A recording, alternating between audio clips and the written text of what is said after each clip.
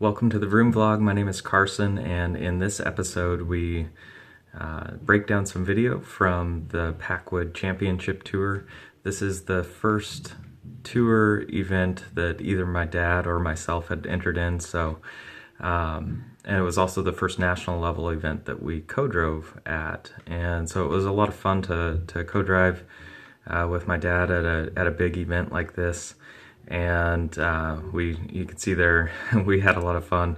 But one thing I should mention before we jump into some analysis here is that we did make the decision to change our sway bar this was the first time we drove it with a fly-in Miata sway bar as opposed to 1¼ inch Racing Beat sway bar. So it was a big challenge learning how the car handled after that, after the change, but we made the most of it and learned quite a bit along the way. I'll have to do a separate video probably this off season sometime and break down kind of the noticeable differences between the two bars and the various settings. But we actually went to the softer setting on the sway bar, on the Flying Miata bar for this event, and the car was very loose, and so that it was a handful for sure, but a lot of fun at the same time. We got much better rotation out of the corners, but like I said, it was a handful, and the slaloms kind of felt like driving a boat sideways across swells or something like that. So a lot more body roll, but we've got it dialed in pretty well at this point. Ended up going to the stiffer setting after this tour event. But let's jump into the video and break down some runs. Okay, so I'm going to play this through once just to give you a look at the course. This is day one at the championship tour, and this is my second run, and just want to give you an idea of the course.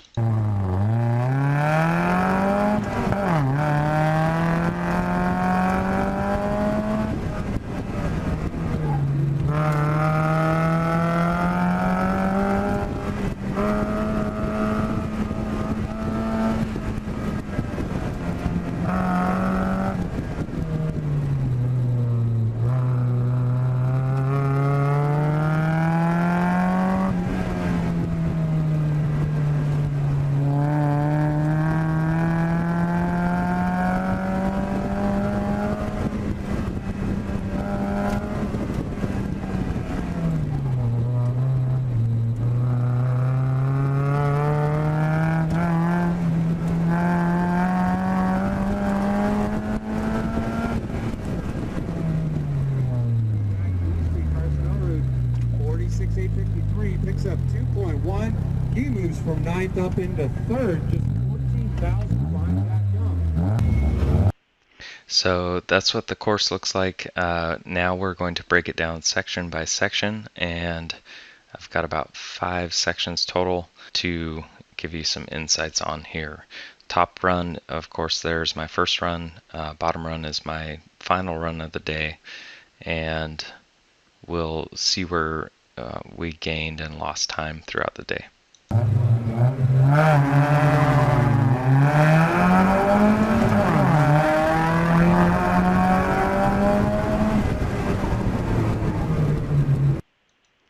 Okay, first part was pretty much similar. I'm maybe a tenth at the most if you look at the building there, maybe a half a tenth ahead on my third run. But this arcs around, as you saw earlier, this arcs around. This is the biggest sweeper I've ever driven on a tour course or any autocross course. And we can see in my third run, I carry the arc. I just throttle down and with a steady throttle carry the arc all the way through the sweeper. My first run, I'm still figuring out the throttle or figuring out the line, and so I'm playing with the throttle a little bit, and that cost me.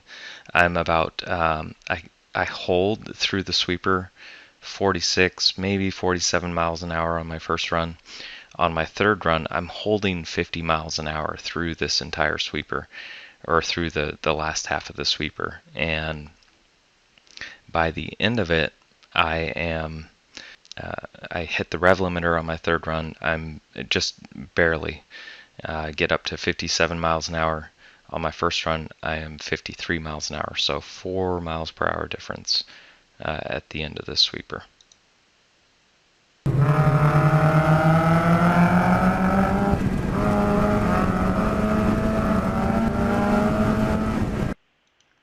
So if you listen to the audio there, you can hear me playing with the throttle a little bit on my first run, and we can watch it catch up here. This accounts for a half a second difference just right there. And so this next section is a hard right-hander into a sweeping left-hander. The first run, you can hear and see I played with the throttle and sawed the wheel to find the right line. After I get around this hard right-hander and into the sweeping left-hander, you can see me sawing the wheel and also especially playing with the throttle to get into the slalom in the next section. And the third run, you can hear the car get on the throttle sooner and stay on it.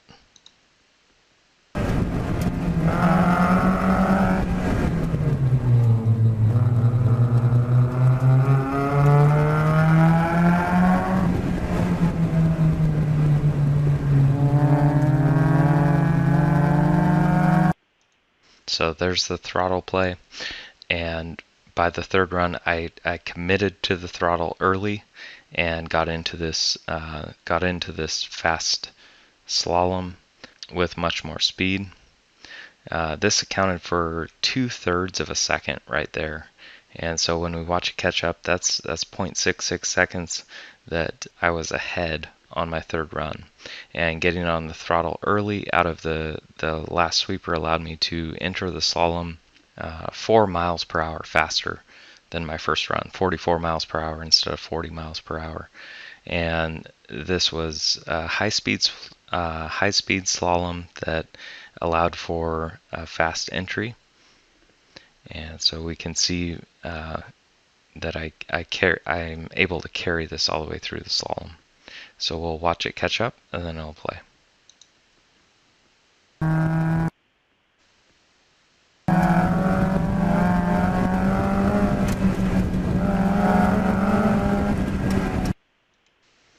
So I picked up another half second on my first run just in the slalom. Max speed in the slalom was 53 miles per hour on my third run versus 50 miles per hour on my first run. The last section is a hard right that you can see here up to a sweeping left over a hump to the finish. And I get loose in the hard right on my first run and have to open the wheel a little bit on the top there, and you can see me catch the car. And I really attribute this a lot to the sway bar change that we made prior to this event. But you can also see I'm more aggressive on the sweeping left in my third run, holding the throttle open earlier through the finish, whereas my first run I lifted mid-corner in the sweeping left-hander.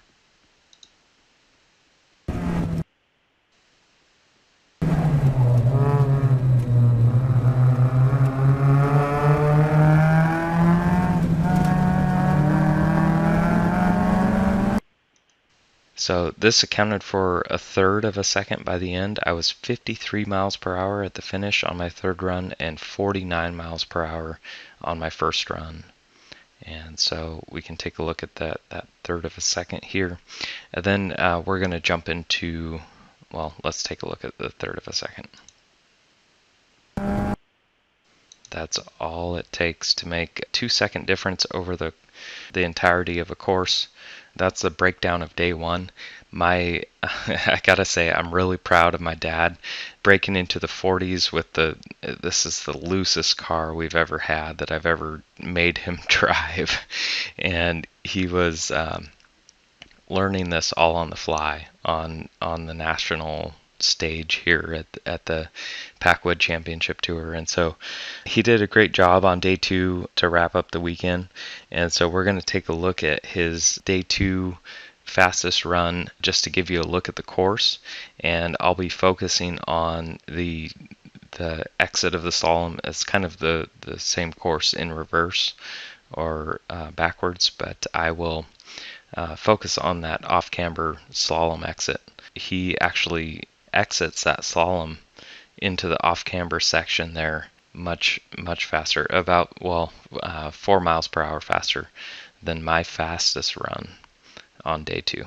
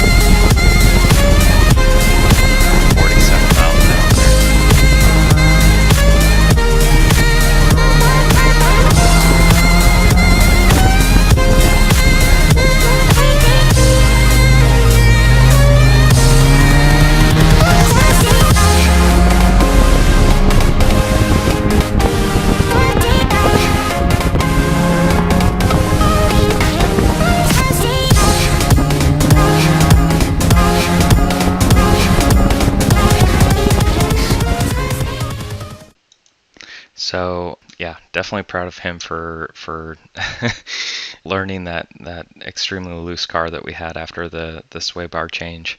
But on day 2, I wanted to focus on this slalom exit and just kind of a teachable moment here in this one section of the course. And my first run right here that we're looking at, I'm exiting the slalom at 46 miles per hour into this off-camber section, these off-camber gates to get into the right-hand sweeper.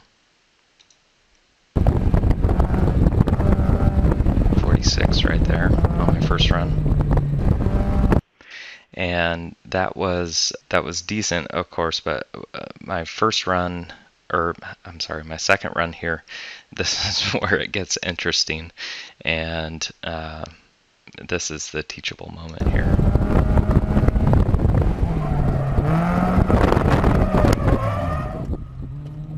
So I entered this off-camber section on the slalom exit at 50 miles per hour on my second run, 4 miles faster than my first, and the car just got loose on me. It tried to do a lot of turning and braking at the same time, and it went around on me. And so the teachable thing here is that it really made me back off on my third run.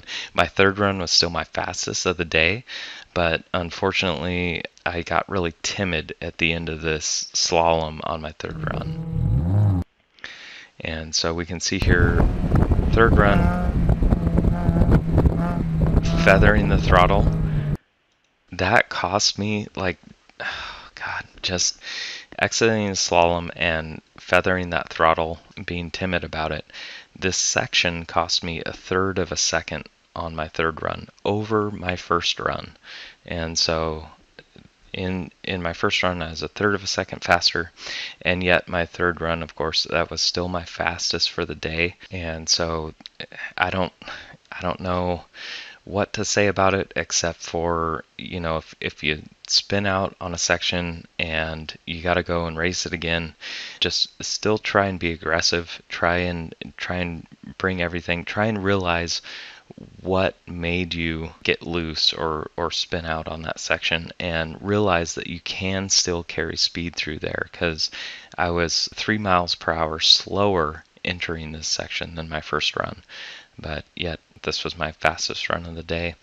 And so if we play it through a moment here, we can see the results. Congrats to Tony Rodriguez, phenomenal driver, and Jack Young and Zhang Young rounding out the podium there. Definitely props to them. But that's what we ended up with, and I'm still happy I got a top 5 out of the deal. Still got $100 from Mazda, which is that's my first contingency that I've ever won, so I was really happy about that. But it was a fun event, and I hope you guys got a little bit out of this video. If you haven't yet, make sure to subscribe if you're interested in this type of thing. And I've got a really great interview coming up in the next episode. So we'll see you next time, and thanks for watching.